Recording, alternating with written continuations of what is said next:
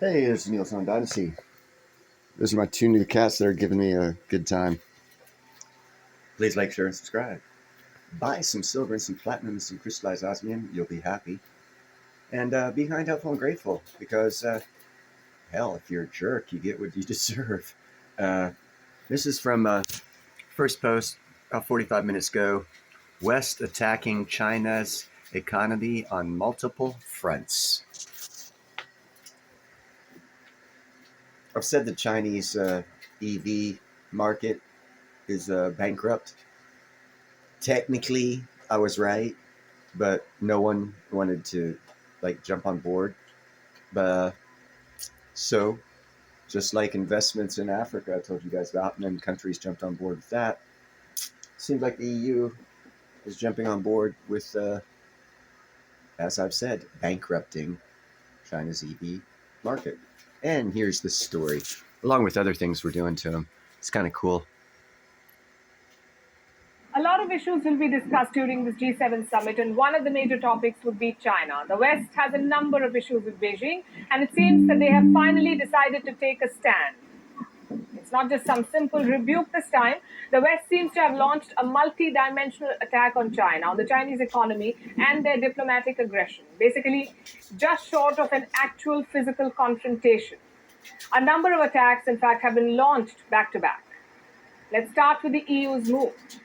The Commission has also pre-disclosed today the level of provisional countervailing duties it would impose on imports of battery electric vehicles from China.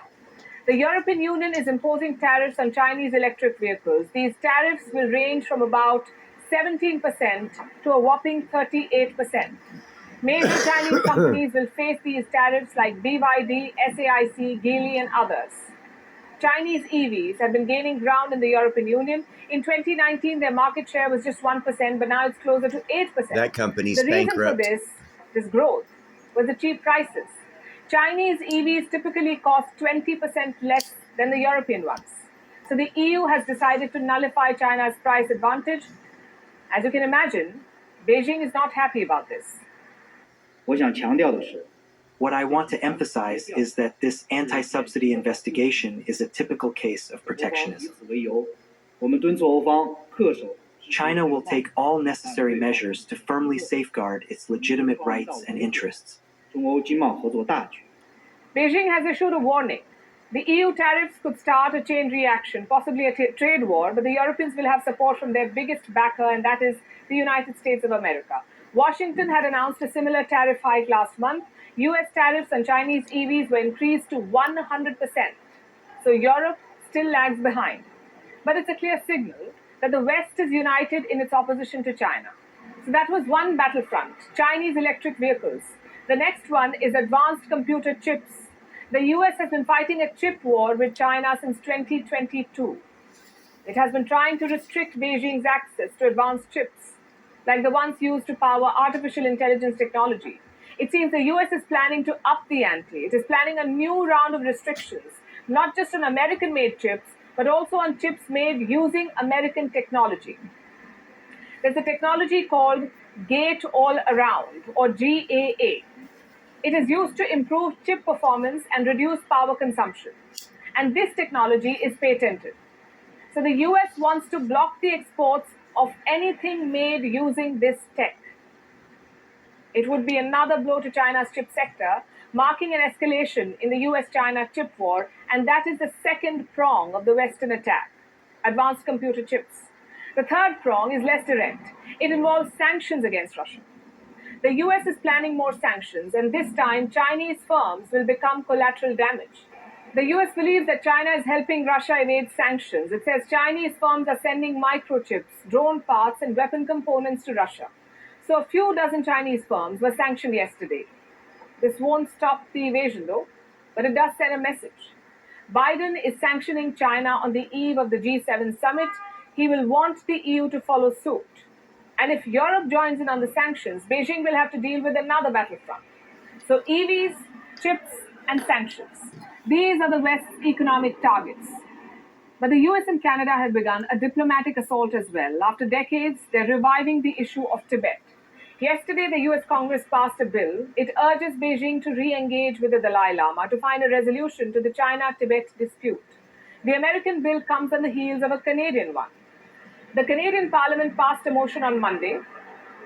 They unanimously supported the Tibetan people's right to self determination. Both these acts are symbolic. Canada and the US cannot force China to free Tibet, but bringing up the issue could make China uncomfortable and throw some light on Beijing's imperialistic behavior. That is another attack. The fourth in a few days. It shows that the West is trying to corner Beijing to apply pressure. But will it work?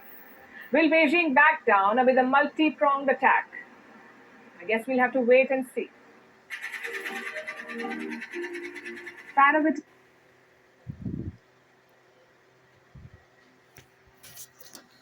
Well, while we wait and see, what we can do is the meetings are in Italy. They're going to be talking about China. Italy already walked away from the One Belt Road Initiative deal because they saw how screwed up China is and what they were doing to Italy. So the G7 is all on board for screwing China economically. They're holding a meeting in a country that can prove that China has been doing that to every country on their One Belt Road Initiative program, which is why a lot of countries in Africa are close to bankruptcy as well. So we'll see what happens. Go China, go BRICS. What happens if China goes to war with another BRICS country? It doesn't matter. They can kill each other and the money system will still be sound. Have a good day.